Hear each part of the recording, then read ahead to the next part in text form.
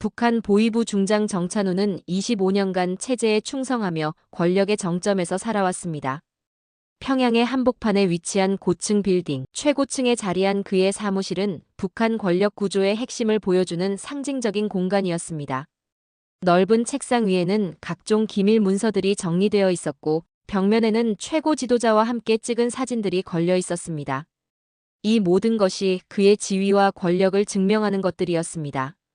2023년 12월의 어느 추운 겨울날, 정찬우는 평소와 같이 사무실에서 업무를 보고 있었습니다. 창밖으로 보이는 평양의 풍경은 언제나처럼 질서정연했습니다.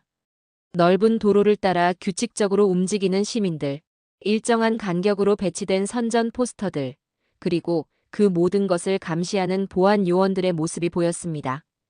이 모든 질서 속에서 자신이 이 거대한 체제의 중요한 일부라는 자부심을 느끼고 있었습니다. 그날도 평소와 다름없이 각종 보고서를 검토하고 부하 직원들의 업무 보고를 받고 있었습니다. 국가 보안에 관련된 기밀 사항들, 체제 불순 분자들에 대한 감시 보고서, 그리고 각종 정치적 동향에 대한 분석 자료들이 그의 책상을 가득 메우고 있었습니다.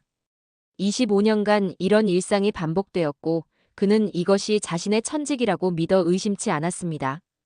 그런 평범한 하루를 깨트린 것은 오랜 친구이자 동료인 박도연 소장의 갑작스러운 방문이었습니다. 박도연은 정찬우와 함께 20년 넘게 보위부에서 일해온 동지였습니다. 같은 시기에 입대하여 함께 승진해온 그들은 단순한 동료를 넘어선 깊은 우정을 나누고 있었습니다. 평소 냉철하고 침착한 성격으로 유명한 박도연이었지만 이날만은 완전히 달랐습니다. 문을 열고 들어선 박도연의 얼굴은 창백했습니다. 평소의 단정한 모습과는 달리 옷이 구겨져 있었고 머리카락도 흐트러져 있었습니다. 더욱 놀라운 것은 그의 손이 심하게 떨리고 있다는 것이었습니다. 25년간 수많은 위기 상황을 함께 겪어온 정찬우도 박도연의 이런 모습은 처음 보는 것이었습니다. 박도연은 대답 대신 손에 들고 있던 붉은 테두리의 극비 문서를 정찬우에게 건넸습니다. 그의 손은 여전히 떨리고 있었고 평소 당당하던 목소리도 갈라져 있었습니다. 문서를 건네면서 박도연의 눈에는 절망과 분노, 그리고 깊은 무력감이 뒤섞여 있었습니다. 정찬우는 이런 박도연의 모습에 불안감을 느끼며 문서를 받아들었습니다. 문서를 펼친 순간 정찬우의 세상이 통째로 무너져 내렸습니다. 제49연구소 특수유전자 실험 대상자 명단이라는 제목이 붉은 글씨로 선명하게 적혀 있었습니다. 그 아래로는 믿을 수 없는 이름들이 줄줄이 나열되어 있었습니다. 김지민, 이수현, 박지원, 정서연. 마지막 두 이름을 본 순간 정찬우의 손이 떨리기 시작했습니다. 바로 자신의 딸 서연과 박도연의 딸 지원의 이름이었습니다. 정찬우는 눈을 비비며 다시 한번 명단을 확인했습니다. 하지만 아무리 봐도 딸의 이름은 그 자리에 그대로 있었습니다. 옆에는 생년월일, 주소, 그리고 소속까지 정확히 기재되어 있었습니다. 이것은 분명 자신의 딸이 맞았습니다. 정찬우의 머릿속이 하얘졌습니다. 왜 딸이 이런 명단에 올라 있는 것일까요? 도대체 무슨 일이 벌어지고 있는 것일까요? 제49연구소. 그 이름만 들어도 보위부 고위 간부들 사이에서는 침묵이 흐르는 곳이었습니다. 공식적으로는 존재하지 않는 시설이었지만 실제로는 북한의 가장 기밀스러운 연구가 이루어지는 곳이었습니다. 생화학무기 개발과 생체 실험을 수행하는 극비 연구기관이었던 것입니다. 그곳에 한번 들어간 사람들은 대부분 돌아오지 못한다는 것이 공공연한 비밀이었습니다. 심지어 보위부 내에서도 제49연구소에 대해 함부로 언급하는 것은 금기시되었습니다. 그런데 자신의 딸이 그 무서운 명단에 올라 있다니 정찬우는 현실을 받아들일 수 없었습니다. 자신이 25년간 충성해온 체제가, 그가 목숨을 바쳐 지켜온 국가가 이제는 자신의 소중한 딸마저 실험 재료로 삼으려 한다는 것입니다. 서연은 20살의 의대생으로 세상에서 가장 순수한 마음을 가진 아이였습니다. 어린 시절부터 아픈 사람들을 보면 그냥 지나치지 못하는 따뜻한 성격이었습니다. 초등학교 때부터 병원에서 봉사활동을 하며 환자들을 돌보는 것을 좋아했고 중학교에 들어가서는 본격적으로 의사가 되겠다는 꿈을 키우기 시작했습니다. 고등학교 시절에는 성적이 우수하여 의과대학에 당당히 합격했고 현재는 2학년에 재학 중이었습니다. 딸은 평소 아버지에게 자주 말하곤 했습니다. 언젠가는 훌륭한 의사가 되어 많은 사람들을 치료하고 싶다고, 특히 가난하고 소외받는 사람들을 위해 의료 봉사를 하고 싶다고 말입니다.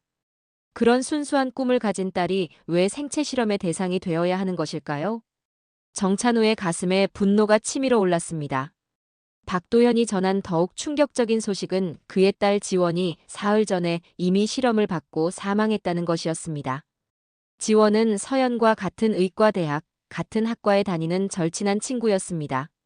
함께 공부하고 함께 웃고 함께 미래를 꿈꾸던 20살짜리 소녀였습니다. 그런 아이가 국가의 실험 재료로 사용되어 죽었다는 것입니다. 더욱 끔찍한 것은 박도연이 딸의 죽음을 뒤늦게 알게 되었다는 사실이었습니다. 그리고 서연도 일주일 내에 연행될 예정이라는 절망적인 현실이 박도연의 입을 통해 전해졌습니다. 명단에 따르면 실험 대상자들은 순차적으로 연행되고 있었고 서연의 순서가 곧 다가오고 있었습니다. 시간이 얼마 남지 않았습니다. 25년간 믿고 따랐던 체제가, 그가 목숨을 바쳐 충성했던 국가가 죄 없는 자신의 딸마저 실험 재료로 삼으려 한다는 현실 앞에서 정찬우는 분노와 절망에 빠졌습니다. 체제가 국민을 위해 존재하는 것이 아니라 오히려 국민을 희생시키는 폭력적 기구라는 것을 깨달은 순간이었습니다. 그동안 자신이 무엇을 위해 살아왔는지, 자신의 충성이 결국 무엇을 위한 것이었는지 의문이 들기 시작했습니다. 정찬우는 책상에 주저앉았습니다. 25년간 보위부에서 일하며 수많은 처형 명령을 내리고 수많은 사람들을 감옥에 보내왔습니다. 그때마다 그는 국가를 위한 일이라고 자신을 위로했습니다. 하지만 이제 그 폭력의 칼날이 자신의 딸을 향하고 있었습니다. 체제가 얼마나 무자비하고 비인간적인지를 뼈저리게 깨닫는 순간이었습니다. 정찬우는 즉시 결단을 내렸습니다. 탈북. 그 단어가 그의 머릿속에서 맴돌았습니다. 25년간 상상도 해본 적 없는 일이었지만 이제는 그것만이 딸을 살릴 수 있는 유일한 방법이었습니다. 권력도 지위도 재산도 모두 의미가 없었습니다. 딸의 생명 앞에서 다른 모든 것은 한낱 허상에 불과했습니다. 박도연은 친구의 결심을 알아차렸습니다. 그는 조용히 고개를 끄덕이며 정찬우의 손을 잡았습니다. 두 사람 모두 25년간 체제의 핵심에서 권력을 누려온 인물들이었지만 지금 이 순간만큼은 그저 딸을 잃고 딸을 잃을 뻔한 무력한 아버지들일 뿐이었습니다. 집으로 돌아온 정찬우는 평소와 다름없이 행동하려 노력했습니다. 하지만 마음은 급했습니다. 시간이 얼마 남지 않았기 때문입니다. 그는 신중하게 필요한 짐만 챙겼습니다. 25년간 쌓아온 권력의 상징들이 집 안 곳곳에 있었습니다. 각종 훈장들, 최고 지도자로부터 받은 선물들, 고급 시계와 보석들, 그리고 수많은 기념품들이 그의 지위를 보여주고 있었습니다. 하지만 이제 그 모든 것들을 버릴 각오였습니다. 가장 중요한 것은 증거인멸이었습니다. 정찬우는 자신의 서재에 보관되어 있던 중요한 서류들을 모두 꺼냈습니다. 25년간 축적된 기밀 문서들, 개인적인 인맥관계를 보여주는 자료들, 그리고 혹시라도 다른 사람들에게 피해를 줄 수 있는 정보들이었습니다. 그는 이 모든 서류들을 하나하나 불에 태웠습니다. 연기가 피어오르는 것을 보며 그는 25년간의 보위부 생활이 문자 그대로 재가 되어 사라지는 것을 지켜봤습니다. 동시에 그는 탈북에 필요한 준비물들을 점검했습니다. 오래전부터 만일의 상황에 대비해 준비해둔 것들이 있었습니다. 중국 국경 근처의 안전가옥 위치, 브로커와의 연결고리, 그리고 상당한 액수의 비상금이었습니다. 보위부 고위직이라는 특성상 언제든 정치적 위기에 처할 수 있다는 것을 알고 있었기에 미리 준비해둔 것들이었습니다. 설마 이런 용도로 사용하게 될 줄은 몰랐지만 지금 그 모든 준비가 빛을 발할 때였습니다. 저녁 7시 대학에서 돌아온 서연은 평소와 같이 밝은 표정이었습니다. 아버지가 집에 일찍 와 있는 것을 보고 반가워했습니다. 하지만 정찬우의 마음은 찢어질 것 같았습니다. 아직 아무것도 모르는 순진한 딸의 모습을 보니 더욱 마음이 아팠습니다. 어떻게 설명해야 할지, 어떻게 말해야 딸이 이해할 수 있을지 막막했습니다. 정찬호는 딸에게 조심스럽게 말했습니다. 아버지 일로 인해 위험한 상황이 생겼으니 당분간 안전한 곳으로 가야 한다고 설명했습니다. 구체적인 내용은 말할 수 없었지만 딸의 생명이 위험하다는 것만은 전달해야 했습니다. 서연은 아버지의 진지한 표정에서 무언가 심각한 일이 벌어지고 있다는 것을 직감했습니다. 놀랍게도 서연은 별다른 질문을 하지 않았습니다. 25년간 보위부에서 일한 아버지의 딸답게 위기 상황에 대한 감각이 있었던 것입니다. 그녀는 조용히 고개를 끄덕이며 필요한 짐을 챙기기 시작했습니다. 많이 가져갈 수는 없다는 아버지의 말에 따라 정말 꼭 필요한 것들만 선별했습니다. 의대 교과서 몇 권, 기본적인 생활용품, 그리고 어머니의 유품인 목걸이 하나가 전부였습니다. 아버지와 딸 사이에는 특별한 유대감이 있었습니다. 서연의 어머니는 그녀가 10살 때 병으로 세상을 떠났고 그 이후로는 아버지와 딸 둘만의 가족이었습니다. 15년간 서로만을 의지하며 살아온 두 사람에게는 말하지 않아도 서로의 마음을 알 수 있는 무언의 소통이 있었습니다. 서연은 아버지가 자신을 지키려 한다는 것을 본능적으로 느꼈고 그것만으로도 충분했습니다. 밤 10시 마지막 짐 정리를 마쳤을 때였습니다. 갑자기 집 밖에서 여러 대의 차량이 동시에 멈춰서는 소리가 들렸습니다. 엔진 소리만으로도 이것이 일반적인 방문이 아니라는 것을 알 수 있었습니다. 정찬우의 심장이 빠르게 뛰기 시작했습니다. 창문 사이로 살짝 내다보니 보위부 특수부대 차량들이 집 앞에 도열해 있었습니다. 검은색 승용차 여러 대와 병력 수송용 트럭까지 동원된 대규모 작전이었습니다. 정찬우는 즉시 상황을 파악했습니다. 박도현이 발각되었거나 아니면 자신들의 탈북 계획이 누설되었을 가능성이 높았습니다. 어떤 경우든 시간이 얼마 남지 않았습니다. 그는 서연에게 조용히 신호를 보냈습니다. 아무 소리도 내지 말라는 의미였습니다. 곧이어 현관문을 강하게 두드리는 소리가 집안까지 울려 퍼졌습니다. 권위 있는 목소리가 정찬우의 이름을 불렀습니다. 문을 열라는 명령이 떨어졌지만 정찬우는 움직이지 않았습니다. 얼마 지나지 않아 현관문을 부수고 들어오는 소리가 들렸습니다. 쇠망치로 문을 부수는 소리, 그리고 여러 명의 군화 소리가 현관에서 거실로 이어졌습니다. 정찬우는 서연의 손을 꽉 잡고 거실 불을 껐습니다. 어둠 속에서 두 사람은 서재 쪽으로 조심스럽게 이동했습니다. 특수부 대원들의 발걸음 소리와 무전기 소리가 점점 가까워지고 있었습니다. 각 방을 하나씩 수색하고 있는 것이 분명했습니다. 정찬우는 서연의 손을 꽉 잡고 서재 책장 뒤에 숨겨진 비밀 통로로 향했습니다. 이 통로는 오래전 정치적 위기 상황에 대비해 설치한 탈출로였습니다. 보위부 고위직이라는 특성상 언제든 정치적 숙청의 대상이 될 수 있다는 것을 알고 있었기에 만들어둔 것이었습니다. 책장을 밀어내자 사람 한 명이 겨우 지나갈 수 있는 좁은 통로가 나타났습니다.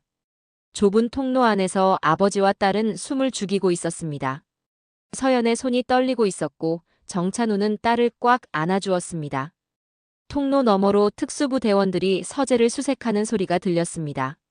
책장을 뒤지는 소리, 서류를 뒤적이는 소리, 그리고 바닥을 두드려보는 소리까지 들렸습니다. 혹시라도 비밀 통로를 발견하는 것은 아닌지 마음이 조마조마했습니다. 다행히 특수부 대원들은 통로를 발견하지 못했습니다. 그들은 다른 방으로 이동했고 정찬우와 서연은 조심스럽게 통로를 따라 이동하기 시작했습니다. 통로는 지하로 이어져 있었고 집 뒤편 정원으로 나갈 수 있도록 설계되어 있었습니다. 손전등 하나에 의존해 어둠 속을 이동하는 것은 쉽지 않았지만 다른 선택의 여지가 없었습니다. 약 10분간의 이동 끝에 집 뒤편 정원으로 빠져나올 수 있었습니다. 뒤돌아보니 집 안에 불이 환하게 켜져 있었고 특수부 대원들이 이곳저곳을 수색하는 실루엣이 창문을 통해 보였습니다. 곧 그들이 통로를 발견할 것이었습니다. 더 이상 머뭇거릴 시간이 없었습니다. 아버지와 딸은 어둠을 틈타 뒷골목으로 달려갔습니다. 12월의 추위가 뼈에 스며들었지만 멈출 수 없었습니다. 25년간 이 도시의 권력자였던 정찬우가 이제는 그림자처럼 숨어 다녀야 하는 도망자가 된 것입니다. 아이러니했습니다. 자신이 그토록 충성했던 체제로부터 도망치고 있다는 현실이 말입니다. 골목 끝에서 정찬우는 미리 준비해둔 오래된 승용차를 찾았습니다. 비상시를 대비해 숨겨놓은 차량으로 보이부 공식 차량과는 다른 일반적인 외관을 가진 차였습니다. 다행히 시동이 걸렸고 두 사람은 즉시 평양 외곽을 향해 달렸습니다. 백미러로 뒤를 확인했지만 추격하는 차량은 보이지 않았습니다. 일단은 안전했지만 이것은 시작에 불과했습니다. 평양에서 압록강까지는 약 200km의 거리였습니다. 정찬호는 큰 도로를 피해 시골길로만 이동했습니다. 고속도로나 주요 간선도로에는 검문소가 많기 때문이었습니다. 대신 농촌 지역을 우회하는 좁은 도로를 선택했습니다. 시간은 더 오래 걸리지만 발각될 위험은 적었습니다. 첫 번째 검문소에 도착했을 때는 새벽 2시였습니다. 검문소 초병들은 졸고 있었지만 차량이 접근하자 즉시 정신을 차렸습니다. 정찬호는 평정심을 유지하려 노력했습니다. 25년간 쌓아온 권위와 위엄을 그대로 보여줘야 했습니다. 검문소 대장이 다가와 신분증을 요구했습니다. 정찬호는 자연스럽게 보이부 중장 신분증을 내밀었습니다. 검문소 대장의 표정이 즉시 바뀌었습니다. 보이부 중장이라는 직책의 무게를 그도 잘 알고 있었기 때문입니다. 정찬호는 침착하게 설명했습니다. 국경지역 보안 점검을 위한 긴급 출장이라고 둘러댔습니다. 이런 시간에 이동하는 이유도 기습 점검의 효과를 위해서라고 덧붙였습니다. 검문소 대장은 더 이상 묻지 않고 정중하게 경례를 했습니다. 차량이 검문소를 통과한 후 서연이 작은 목소리로 물었습니다. 정말 국경으로 가는 것이냐고. 정찬호는 고개를 끄덕였습니다. 그곳이 그들이 살 수 있는 유일한 길이라고 말했습니다. 두 번째, 세 번째 검문소도 비슷하게 통과했습니다. 하지만 시간이 지날수록 정찬호의 불안감은 커져갔습니다. 언제까지 이런 식으로 속일 수 있을지 확신이 서지 않았습니다. 특히 서연의 존재를 설명하는 것이 점점 어려워지고 있었습니다.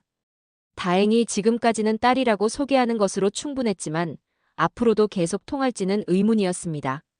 새벽 4시쯤 차량 무전기에서 갑자기 소리가 들렸습니다. 전국 모든 검문소와 보안기관에 전달되는 긴급 방송이었습니다. 정찬호와 서연의 얼굴이 창백해졌습니다. 보이부 중장 정찬호와 그의 딸 정서연에 대한 긴급 체포 명령이 하달된 것입니다. 즉시 발견시 본부에 보고하라는 지시까지 포함되어 있었습니다. 이제 정말로 공식적인 도망자가 되었습니다. 앞으로 만나게 될 모든 검문소에서 그들의 신분은 체포 대상이 될 것이었습니다. 정찬호의 보이부 중장 신분증은 이제 독이 된 셈이었습니다. 오히려 더 빨리 발각될 수 있는 증거물이 되어버린 것입니다. 정찬호는 즉시 계획을 수정했습니다. 더 이상 검문소를 정면으로 통과할 수는 없었습니다. 산길이나 농로를 이용해 우회해야 했습니다. 하지만 그런 길들은 차량 통행이 어려웠고 시간도 훨씬 많이 걸렸습니다. 무엇보다 연료가 부족할 수 있다는 문제가 있었습니다. 평안북도 신의주 근처에 도착한 것은 오후 6시였습니다. 16시간 넘게 운전한 끝에 압록강이 가까운 곳까지 온 것입니다. 정찬호는 미리 알아둔 안전가옥을 찾았습니다. 강변에서 약 2km 떨어진 작은 농가였습니다. 겉보기에는 평범한 농가였지만 실제로는 탈북을 도와주는 조직의 거점 중 하나였습니다. 안전가옥에는 탈북을 도와주는 브로커가 기다리고 있었습니다. 50대 중반의 남성으로 오래전부터 이런 일을 해온 베테랑이었습니다. 그는 정찬호를 보자마자 상황의 심각성을 파악했습니다. 이미 라디오를 통해 체포 명령 소식을 들었다고 했습니다. 시간이 얼마 남지 않았다는 것을 모두가 알고 있었습니다. 브로커는 강을 건널 수 있는 작은 나무배를 준비해 두었습니다. 길이가 약 3m, 폭이 1m 정도의 작은 배였습니다. 두 사람이 겨우 탈 수 있는 크기였습니다. 12월의 추위로 압록강은 부분적으로 얼어 있었지만 아직 완전히 얼지는 않았습니다. 가장자리는 얼어 있었지만 중앙 부분은 여전히 물이 흐르고 있었습니다. 브로커가 경고했습니다. 매우 위험한 상황이라고 말입니다. 물살이 세고 날씨가 추울 뿐만 아니라 북한군 순찰병들이 수시로 강변을 순찰하고 있다고 했습니다. 특히 최근에는 탈북자 단속이 강화되어 순찰 빈도가 늘어났다고 전했습니다. 하지만 다른 방법은 없었습니다. 육로는 이미 모든 곳이 봉쇄되었고 이것이 유일한 탈출구였습니다. 그날 하루 종일 안전가옥에서 기다렸습니다. 라디오에서는 계속해서 그들에 대한 수배 방송이 나왔습니다. 정찬우의 사진과 인상착의, 그리고 서연의 정보까지 상세히 방송되었습니다. 25년간 쌓아온 모든 것이 하루아침에 무너지는 것을 실감하는 순간이었습니다. 하지만 후회는 없었습니다. 딸의 생명을 구하는 것이 최우선이었습니다.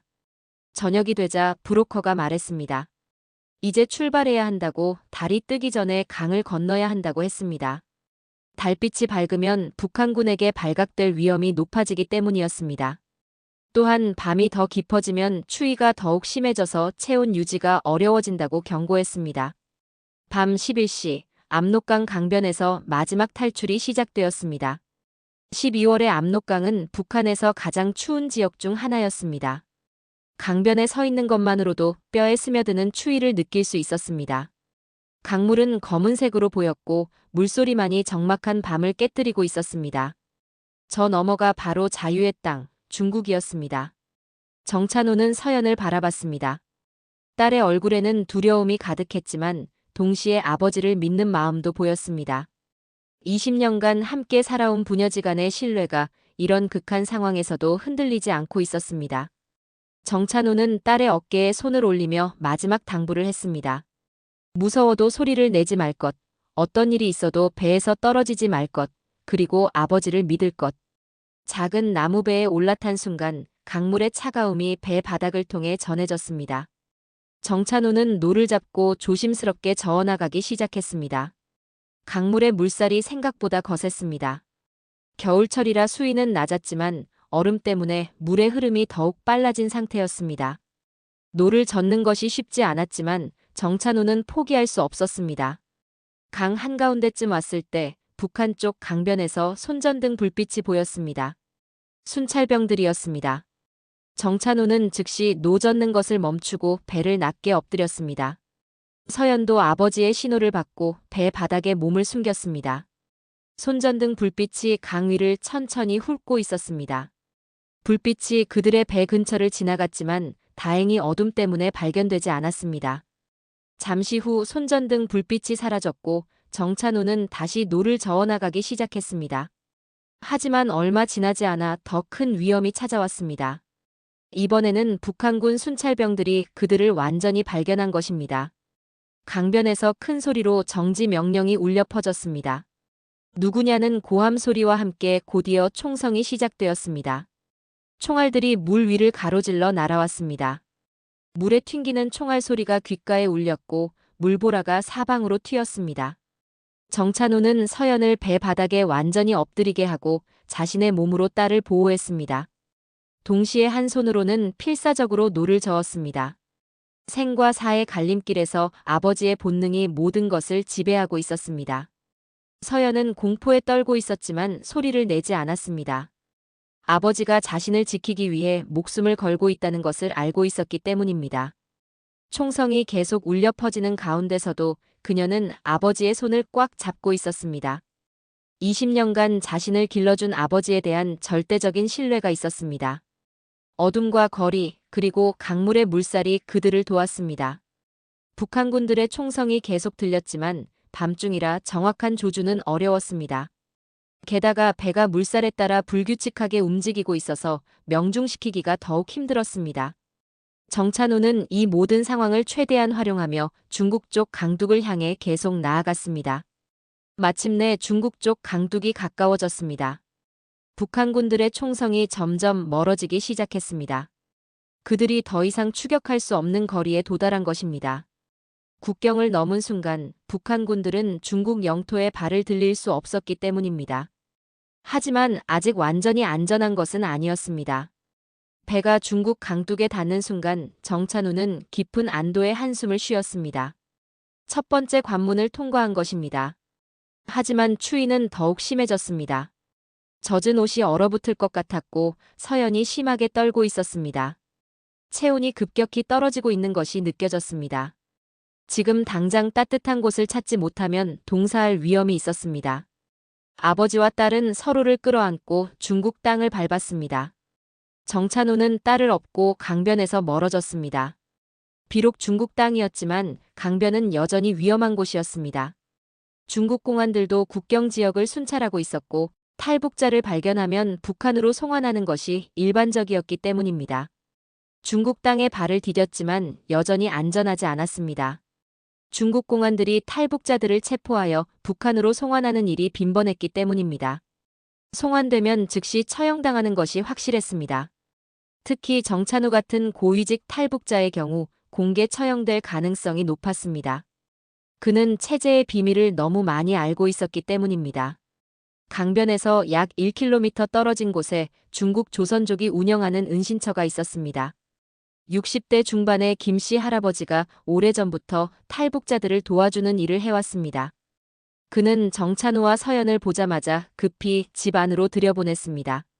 두 사람의 상태가 매우 심각하다는 것을 한눈에 알아볼 수 있었습니다. 따뜻한 방에서 마른 옷으로 갈아입고 뜨거운 죽을 먹으며 몸을 녹였습니다. 서연의 얼굴에 생기가 서서히 돌아왔지만 여전히 충격에서 벗어나지 못하고 있었습니다. 몇 시간 전만 해도 평범한 의대생이었던 그녀가 이제는 국경을 넘나드는 탈북자가 된 것입니다. 아직 모든 상황을 완전히 이해하지는 못했지만 자신의 인생이 완전히 바뀌었다는 것만은 확실히 알고 있었습니다. 이틀 동안 은신처에서 숨어 지냈습니다. 라디오에서는 하루 종일 정찬우와 서연에 대한 수배 방송이 나왔습니다. 북한뿐만 아니라 중국에서도 그들을 찾고 있다는 소식이 들려왔습니다. 북한 당국이 중국 공안에 협조를 요청한 것이 분명했습니다. 상황은 생각보다 훨씬 심각했습니다. 사흘째 되는 날 새로운 브로커가 찾아왔습니다. 한국까지 데려다 줄 수 있다는 경험이 풍부한 사람이었습니다. 하지만 여정은 매우 위험할 것이라고 경고했습니다. 중국 전역을 가로질러 베이징까지 가야 하고 그 과정에서 수많은 검문소를 통과해야 한다고 설명했습니다. 신분을 완전히 위장해야 한다는 것도 강조했습니다. 브로커는 정교하게 만들어진 가짜 신분증을 건넸습니다. 정찬우는 중국 상인 리 성호가 되었고 서연은 조선족 노동자리 메이화가 되었습니다. 이제부터는 이 이름으로 살아야 했습니다. 과거의 모든 것을 지우고 새로운 정체성으로 다시 태어나는 것이었습니다. 베이징까지 가는 길은 그야말로 지옥과 같았습니다. 여러 차례 공안 검문소를 통과해야 했는데 매번 심장이 터질 것 같은 긴장감을 경험했습니다. 네 번째 검문소에서는 정말 위험한 순간이 찾아왔습니다. 공안이 신분증을 유심히 살펴보며 의심스러워했습니다. 무전기로 확인하려는 바로 그 순간 뒤에서 트럭 충돌 사고가 발생했습니다. 공안들이 모두 사고 현장으로 달려가는 혼란을 틈타 간신히 검문소를 빠져나갔습니다. 천운이었습니다. 베이징에 도착한 것은 5일 후였습니다. 베이징의 한 조선족 식당에서 마지막 준비를 했습니다. 한국행 화물선에 몰래 탑승하는 것이 최종 계획이었습니다. 3일간 배 안 화물창에 숨어 지내야 한다는 설명을 들었습니다. 쉽지 않은 여정이 될 것이었지만 이제 마지막 관문이었습니다. 인천항에 도착한 것은 2024년 1월 15일 새벽이었습니다. 화물선 창고에서의 3일은 정말 힘들었지만 마침내 한국 땅을 밟게 되었습니다. 인천항에서 국정원 요원들이 그들을 기다리고 있었습니다. 브로커가 미리 연락해둔 덕분이었습니다. 이제 정말로 안전했습니다. 인천공항으로 이동하는 길에서 정찬우는 한국의 발전상에 놀랐습니다. 깨끗한 도로, 현대적인 건물들, 그리고 자유롭게 다니는 사람들의 모습이 북한과는 완전히 달랐습니다. 인천공항에 도착했을 때의 충격은 더욱 컸습니다. 거대한 건물과 현대적인 시설을 보며 정찬우는 나라의 반을 공항으로 만든 것 같다는 생각이 들 정도였습니다. 하나원에서의 적응 교육이 시작되었습니다. 3개월간 한국 사회에 대해 배웠습니다. 민주주의, 자유시장 경제, 인권의 개념들이 모두 새로웠습니다. 서연은 한국의 의과대학에 편입하여 다시 의대 공부를 시작했습니다. 사람을 살리고 싶다는 꿈을 포기하지 않았습니다. 2024년 4월 생애 처음으로 대통령 선거에 참여했습니다. 투표용지에 기표하는 순간 정찬우는 진정한 자유를 경험했습니다. 25년간 북한에서는 상상할 수 없었던 선택의 권리였습니다. 1년이 지난 지금 정찬우는 북한인권시민연합에서 활동하며 북한 실상을 알리고 있습니다. 서연은 의과대학 4학년이 되어 통일 후 북한 의료진 교육 프로그램 참여를 꿈꾸고 있습니다. 매년 12월이 되면 그들은 탈북 기념일을 맞으며 자유의 소중함을 되새깁니다. 정찬우의 이야기는 한 아버지가 딸을 위해 선택한 용기의 기록입니다. 체제의 폭력 앞에서 인간성을 지켜낸 승리의 기록이기도 합니다. 자유는 공짜가 아니지만 인간의 존엄성 앞에서는 모든 대가를 치를 가치가 있습니다. 정찬우와 서연의 이야기는 계속됩니다. 자유를 향한 그들의 여정은 오늘도 이어지고 있습니다. 시청해주셔서 감사합니다. 구독, 좋아요, 알림 설정은 큰 힘이 됩니다.